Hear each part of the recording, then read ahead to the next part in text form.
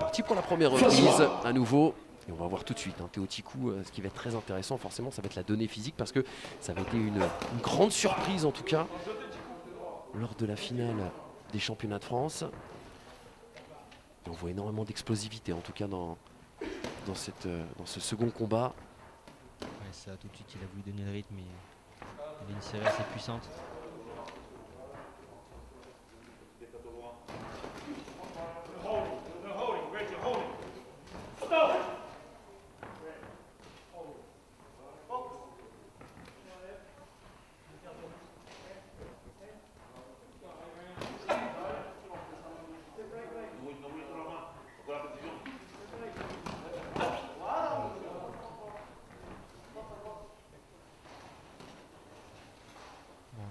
Observation des côtés, il essaie de trouver ses repères, ses remarques. Avec ce bravo, on l'a vu, hein, de Théo Tikou qui a heurté bien sûr Pérez.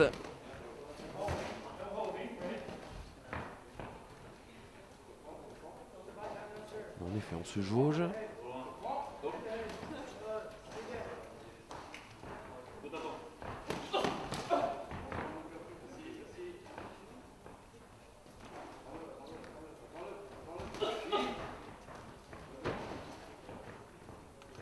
On l'avait vu très entreprenant lors de sa finale de championnat de France, Théo Tikou. Il a dû apprendre, on imagine, de cet épisode, de cette tête un petit peu trop basse, qu'il a payé très cher. C'est sûr que c'est toujours frustrant, surtout de passer à côté d'un titre de champion de France. Quand même, là, on arrive jusqu'en finale et puis on passe à côté. Mais bon, voilà, maintenant il passe à autre chose. Et là, aujourd'hui, on est sur totalement autre chose. On est vraiment sur du niveau international. Donc, comme quoi, voilà, c'est pas parce qu'on ne va pas remporter le championnat de France ou qu'on n'est pas champion qu'on ne pourra jamais espérer être en équipe de France. La preuve en est devant nous. Et ce qui compte surtout, c'est au niveau international et la capacité de battre des étrangers pour pouvoir se qualifier aux Jeux Olympiques. Et c'est pour ça aussi qu'on retient sans doute, hein, le contenu, hein, lors des championnats de France. Avant peut-être le résultat. Théo Tikou, qui depuis avec l'équipe de France a battu Chabir Hosseini à Helsinki, a perdu en devant Vassili Argorov. Puis une autre défaite, c'était au début du mois au Boxam, justement contre l'Espagnol Federico Serra, lui qui a intégré l'INSEP à temps complet depuis septembre. Objectif Paris 2024, hein, clairement pour Théo Tikou.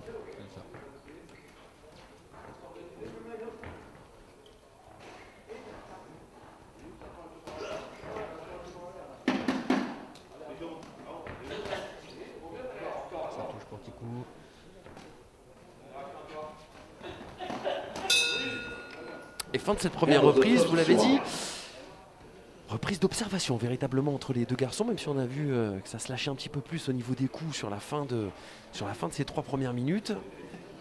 Qu'est-ce que vous conseilleriez à Théo Tikou, Elias, si vous étiez dans son coin? Bah écoutez, là ce qu'on peut voir déjà c'est qu'il n'a pas forcément trouvé encore ses repères, donc bon, on va dire que la première reprise ça aura servi à ça, mais surtout qu'il se détende, on sent qu'il est tendu, que ce soit lui ou de l'autre côté, il est très tendu, il ne se pose pas assez sur ses appuis quand il va frapper, et puis il faut qu'il fasse attention lorsqu'il se jette, lorsqu'il va attaquer justement il se jette, il va se coller à son adversaire, c'est pour ça qu'il y a beaucoup de phases d'accrochage. Donc voilà, prendre vraiment sa distance à lui et pas à son adversaire et bien se poser sur ses appuis pour être bien disponible lorsqu'il va déclencher. Abraham Pérez, 21 ans, 26 victoires, 14 défaites bien sûr chez les amateurs. Revanchard, je le disais, vis-à-vis du USA Boxing qui lui a conféré Anthony Herrera qu'on a vu tout à l'heure alors qu'il a remporté les essais olympiques en décembre dernier où il avait battu d'ailleurs Herrera par 2 fois. La deuxième d'ailleurs sur décision unanime. Au moment où on repart, hein, cette deuxième reprise, et peut-être qu'on va avoir une physionomie un petit peu différente. Un petit coup très mobile, même si là il encaisse un crochet de son adversaire.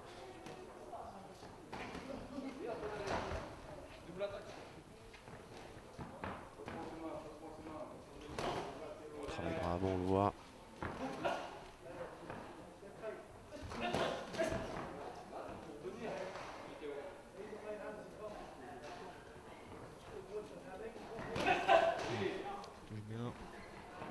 Ça touche fort, hein, on l'a vu, un impact. C'est bien ce qu'il fait le Français en tout cas dans ce début de deuxième reprise. Il est plus puissant, plus précis surtout.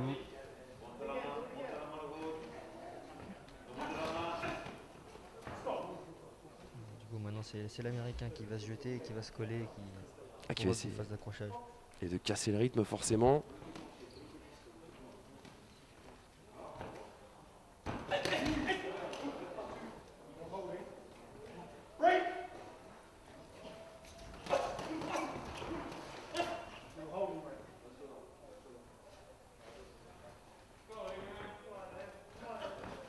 Avec la famille Pérez, c'est une famille de boxeurs. Lui, il a commencé à 8 ans sous la houlette de son père. Son frère Aaron Angel, Baby Pérez, a fait une carrière amateur énorme et est aujourd'hui invaincu en 10 combats chez les professionnels. Et qui avait délaissé les gants et la boxe un moment pour se mettre au basket à l'époque de l'université. Il voulait passer pro après les JO, mais forcément avec le report des JO, cette perspective s'écarte.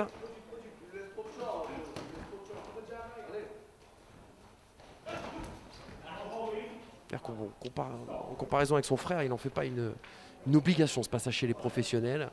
Son frère qui était passé pro très très tôt, comme c'est de coutume d'ailleurs souvent chez les Américains. C'est ça.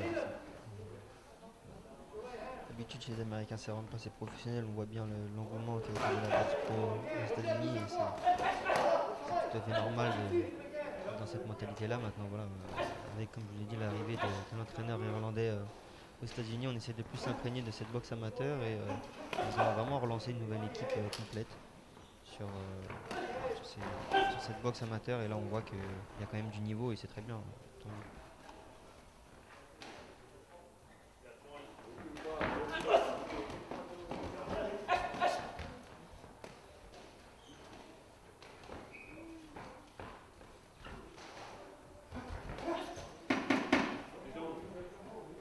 Encore une reprise, toujours beaucoup de phases d'accrochage, beaucoup d'attente. Bon, Latikou se fait contrer par l'Américain, 10 dernières secondes. Voilà, c'est assez délié dans ce combat pour l'instant. Et ça va nous offrir sans doute une troisième reprise de toute beauté parce que là il va falloir lâcher les chevaux du côté des deux garçons pour faciliter un peu la décision des juges.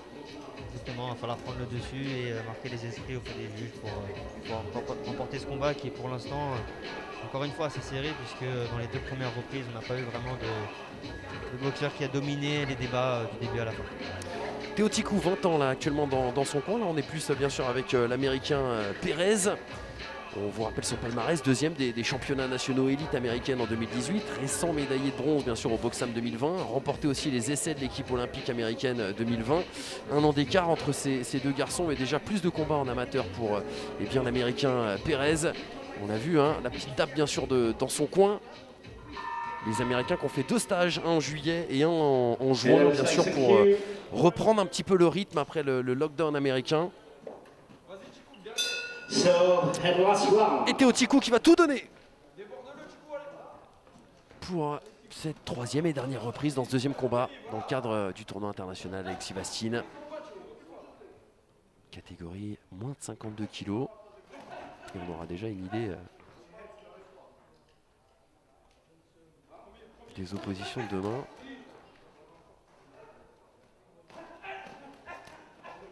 Je parlais d'ailleurs de quart de finale, mais ça sera bien. On est déjà presque dans les.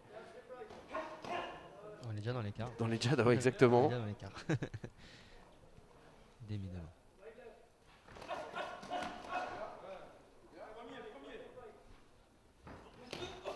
Ça a touché, ça a piqué, surtout sur ce crochet de l'Américain Pérez sur Théo Tikou. On va voir la réaction du Français. Sans doute touché dans son orgueil. La tête en avant. Attention, pas retomber dans ses travers, parce que le signal là.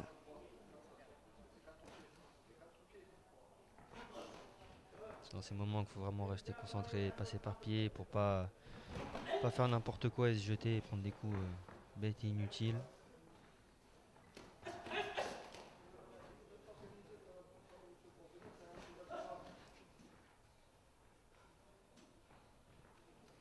Après, ce qui se passe aussi, c'est qu'on voit qu'on est face à 2 boxeurs qui se ressemblent aussi, qui sont assez similaires au niveau de la boxe, dans le sens où ils sont un peu dans l'attente, ils veulent contrer. Et du coup, les deux s'attendent et voilà, ça fait un combat un petit peu cassé. Voilà, maintenant, ça va jouer sur vraiment celui qui va prendre un peu plus l'initiative et qui sera surtout le plus précis parce qu'il y a beaucoup de déchets avec soit les accrochages ou les coups dans le vide. Exactement. Voilà, là, on entend les coachs dire, de mettre la pression, d'y aller, de montrer que c'est lui le patron. Voilà. Et même s'il y a une phase d'accrochage derrière, il faut qu'il avance et qu'il montre que c'est lui qui gère le combat et qui domine. Vous entendez hein, les demandes de débordement de la part de son coin et des coachs de l'équipe de France. Oh, attention. Attention à ne pas faire rentrer bêtement. 40 secondes pour montrer pour Théo Tikou dans cette dernière reprise.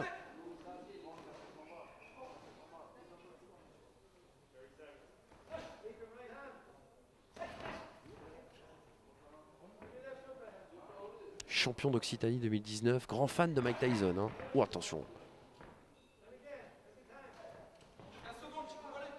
Ouais, c'est là que ça peut se jouer. Attention à ne pas prendre de coups. Il faut continuer à travailler. Un retrait, on travaille. Qu'est-ce qu'essaye de faire l'Américain? Allez. Et la fin de ce combat, la fin de cette troisième reprise et la décision bien sûr à venir dans quelques instants en direct sur Sport Mag bien sûr. J'espère que vous êtes nombreux et que vous passez un bon moment en notre compagnie dans ce début de tournoi. Est-ce que cette troisième reprise sera fatale pour Théo Tikou? Ça, on va laisser les juges arbitres en décider dans quelques instants. Mais j'ai l'impression qu'on a eu un Pérez un petit peu plus efficace. Je ne sais pas si c'est votre ressenti aussi, Elias.